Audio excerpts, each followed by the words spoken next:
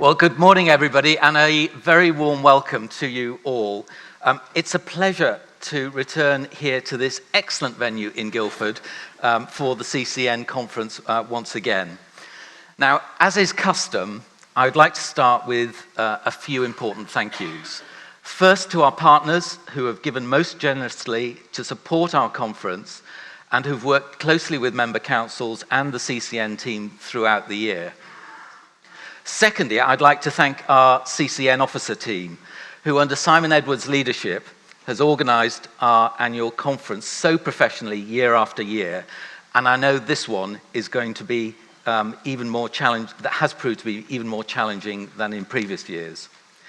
And finally, to the politicians and the officers from our member councils contributing to this event. It's always difficult to find time in our diaries, but it's testament to the strength of our network to see so many of you here today. This is particularly the case this year, and I'm immensely grateful that you've all taken time out of campaigning and preparing for the election to be here over the next 2 days. We gather in the midst of a general election campaign. This is a unique situation for CCN's annual conference. Thankfully, it's one, however, that we have been preparing for. The team have had to adapt the programme right up to the last minute. Not only are cabinet ministers out campaigning, but Robert Jenrick is having to deal and respond to the flooding emergency. We've also had speakers lined up who themselves have become parliamentary candidates, making them unavailable for the sessions that we've got. But we still have an exciting agenda ahead of us. And for the eagle-eyed amongst you, looking at the set behind me, it wouldn't have gone unnoticed, I'm sure, that the Conservative Party has stolen the theme of our conference for their own general election slogan. CCN has clearly been so successful at influencing national government, they stole our strapline. Anyway, with an election comes purdah and the so-called heightened level of sensitivity. I don't think anybody really understands how the purdah rules apply to a national organisation like CCN. But while I understand there's only been one prosecution for breaking the purdah rules, I don't intend to be the second person prosecuted. Therefore, don't expect any controversial policy statements in this opening speech, and for our collective sanity, I intend to steer well clear of Brexit. But this does not mean that this conference is any the less significant. It comes at a most critical juncture for our nation, for local government, and of course, county authorities. Over the next 2 days, we'll listen and learn from an excellent lineup of speakers who will provide their take on the policy landscape, whatever the election might bring. We will network, discuss, and share the very best practice being delivered by our member councils, and most importantly, we will shape CCN's post-election advocacy. Just over 5 months ago, I was elected to be the chair of the CCN network, and it goes without saying what an enormous privilege this was.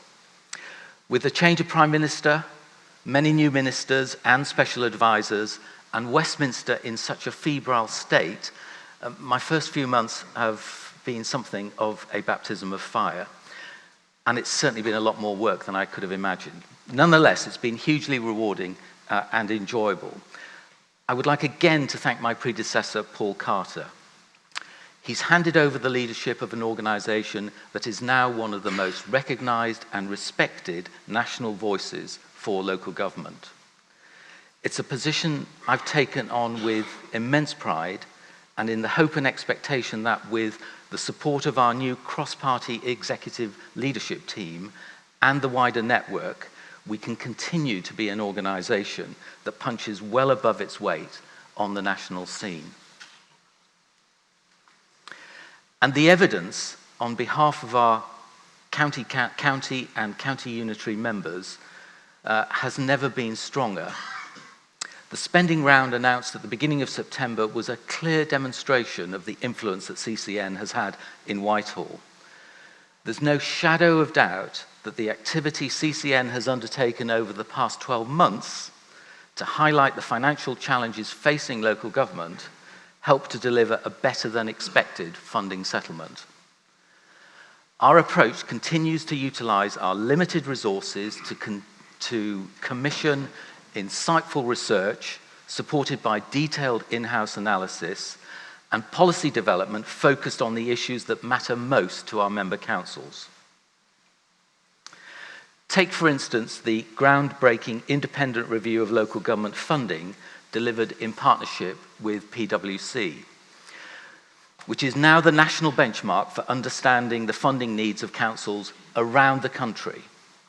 Or our joint analysis with LG Futures on adult social care funding, published a few days ahead of the spending round, which helped secure the continuation and increase in critical social care grant funding. On special educational needs and disabilities, we have led the way in shining a spotlight on an issue which we are all grappling with locally, helping in the process to secure £700 million of additional funding next year. And our forthcoming report with Grant Thornton will provide a comprehensive analysis and demonstrate the critical role our member councils play across economic development, housing, and infrastructure. All these pieces of work are accompanied by considered and measured media strategies, which balances the need to generate coverage, but ensure we maintain good working relationships with government. Our research, analysis, and opinion has this year been covered 74 times in the national media. And we've broken new ground, whether delivering opinion pieces in the Times or appearances on the BBC's Victoria Derbyshire programme and Channel 5 News. Now, I was particularly pleased with the coverage of our fair funding review advocacy, with the joint letter signed by 34 leaders to the Telegraph, covered by BBC Regional News across the length and breadth of the country, showcasing the unity within our cross-party network. CCN is the established voice for counties and rural areas, but also alongside the LGA, the wider local government sector. I'm sure that we'll all agree that our small team and their close links with ACCI, with the Society of County Treasurers, ADAS, ADCS, ADEPT, and ADPH deliver extraordinary value for money in policy, research, media, and public affairs support that ensures our work is listened to by those that matter in Whitehall and in Parliament.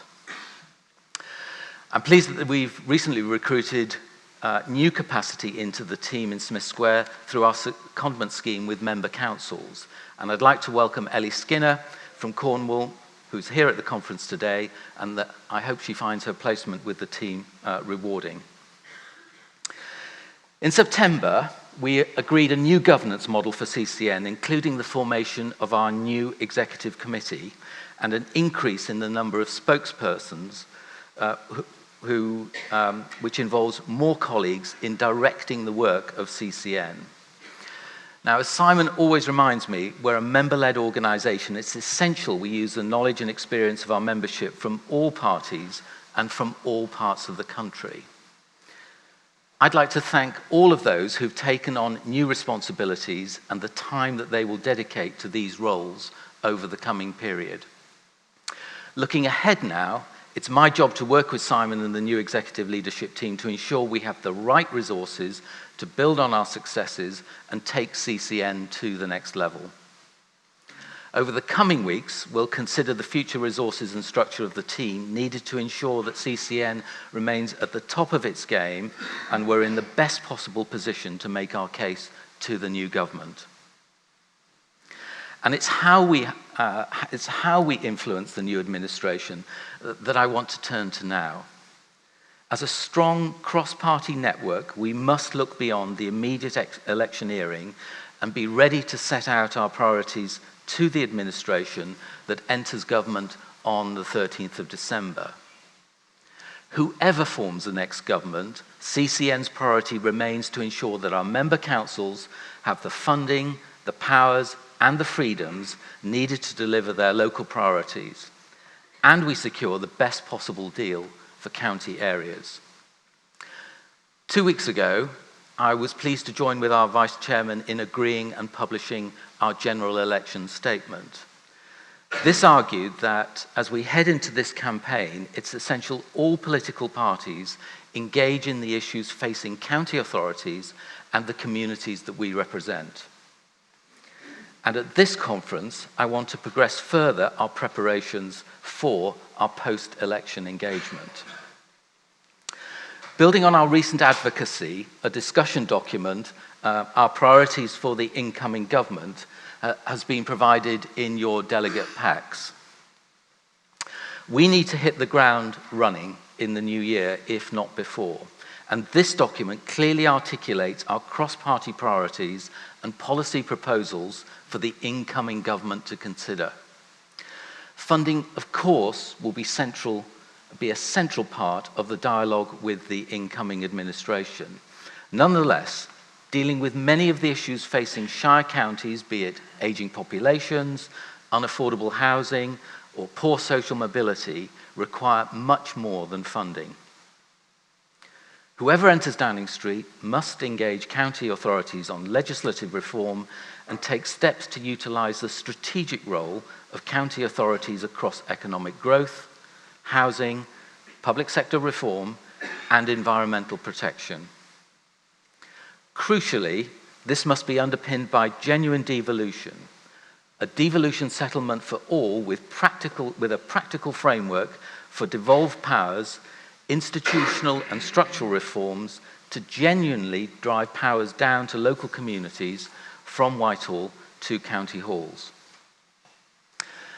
Later today, we will discuss and debate the details of the document, and I want your input as we look to ensure ministers' plans reflect the challenges and opportunities facing our communities and our councils.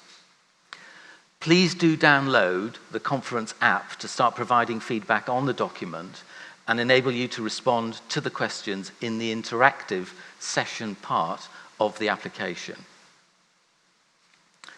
When finalised, I hope that this document can provide confidence to the incoming administration that they can work with their most significant local partner to deliver their priorities for office.